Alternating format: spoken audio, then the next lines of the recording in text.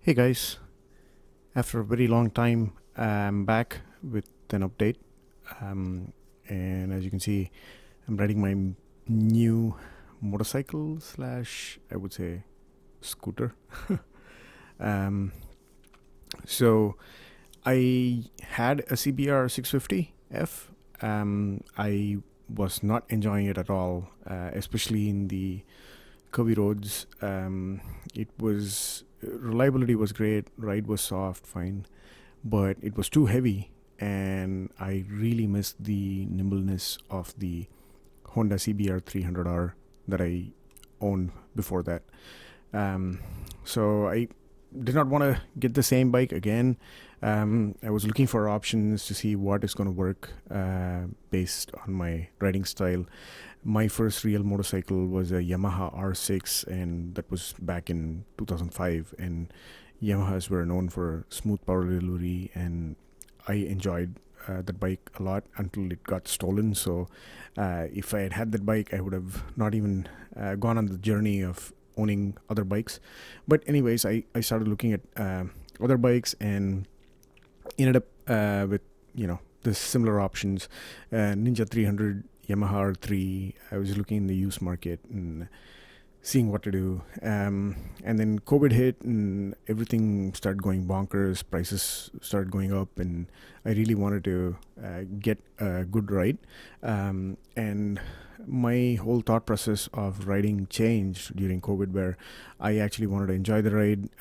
Yes, I wanted to do the twisties, but I wanted to have the ability to take some luggage as well. So that's when I seriously started contemplating scooters. And once I test drove the X Max, I was sold.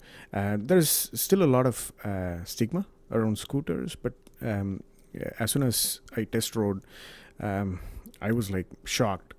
There's more than enough power, as you can see. I'm, very easily uh, doing 65. I'm like middle of the RPM range with so much more to give. It'll. I haven't gone full blown on it yet. I'm still 1,000 miles, so I've done my first service, but I've never had to worry about not being able to keep up.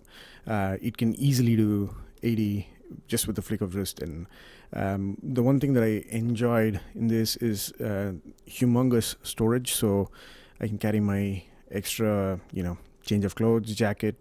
If I'm riding out wet weather, then I have some extra supplies. I can have helmet with my additional batteries for the action camera. There's just so much space. I can easily pack up stuff. And the other thing that I really liked was the way the front cubbies are there in this bike. I think the newer versions have a direct USB port, but this one actually gives you a clean power supply, um, like a car, where you can just plug in one of those dual USB chargers, and you can run USB connector up to whatever device you want. So long rides are going to be even more easier to do on this. The other thing that really sold me was how good this particular scooter is on the curvy roads, which I'm actually on a road that is going to get very curvy shortly. But this road brings back memory because I actually got stung by a bee at this exact spot, and I was gone for the next 5 minutes. I didn't know. Man, the pain was so much, and this is like the first time I had gotten stung by a bee in my life, which is crazy, but it happens. And yeah, so it does bring back some memories. But I love this route. It's got a very nice curvy road up in the mountains. So let me go back to the X Max. It's super nimble, and what it did do was it completely brought the memories of my CBR. So the CBR 300 from Honda was it was so light, and I could I could really thrash it around corners, and it would still hold the line, and it had more than enough power to do even two up, but I never wanted to do it. I'm generally riding solo, and this bike, or this scooter, I should say, it doesn't lack power. It's the same 300cc, but because this is a Yamaha engine, it actually works a little bit different from the Honda. The Honda actually gives you solid power, very, very, very linear power, and it pulls, and then eventually it tapers out. With this just keeps giving up until the end. I mean, I almost felt like this engine was stronger than the CBR 300R.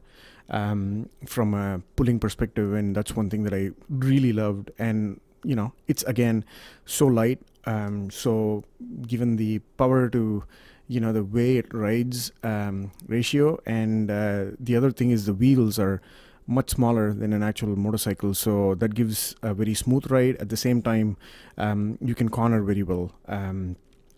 And it's I haven't changed the wheels or anything, it's just stock, but I've been able to corner at least 15 to 20 miles over, if not more, in some turns when I'm going through the twisties with this scooter.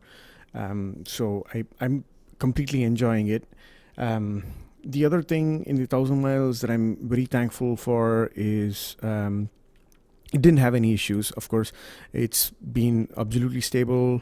Every time I turn it on, it just starts. I have already wired up the battery to a battery tender, and then so in winter months I can quickly store it and keep the battery running. That's the one thing that you need to watch out for in scooters, because the battery dies, and I think it's common across even motorcycles. Like right now, I'm taking a turn, and you can see I can actually really throw this scooter in the corners, and it'll handle fine. The wind protection is great. The front windscreen, it has two levels of height adjustment, and I actually have it at the higher adjustment, so that it completely cuts the wind hitting my body as well as my face, and so I barely get any wind.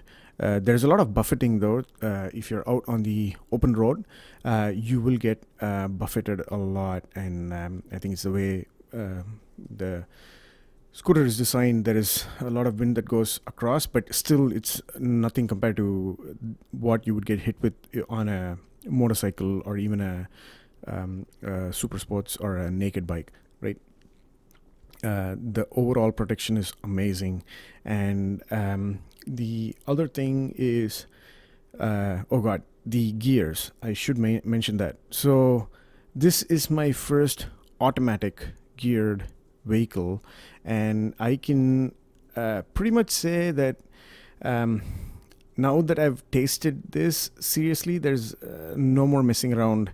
I will not even think about going back to a normal geared motorcycle, even if it's a super sports. It's like the convenience. Yes, you might have fun in the first 2 gears, but after some time, you're going to be so pissed pretty much changing gears, stuck in traffic, and there's nothing of that sort here. You just twist the throttle and it goes.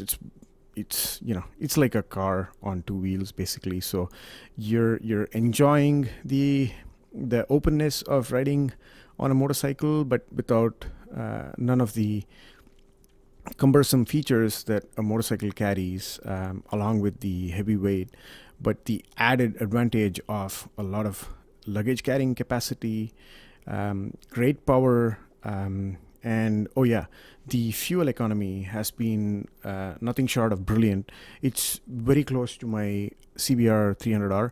I'm getting around, I would say, in slower rides, it's giving me close to 90 to 100. So anything around the city, 45, 50, it is definitely going to give me, 80 to 90. But if I'm doing a mix of 65, 70, I'm bringing it out just like you see here. I'm in the twisties, I'm doing spirited riding. That kind of riding, it still returns over 75. So the lifetime, I think I'm averaging about 77 or so in the 1,000 miles. So it's so nice really in gas, especially with the current situation in gas. This is excellent, and I actually enjoy riding on this scooter. I think this is going to be a long time commitment based on how much enjoyment I'm getting from the scooter. So this has been a very short review of the XMAX 300, and I will be posting more content. So thanks guys for your support, and look forward to having more subscribers and more content arriving soon. Take care.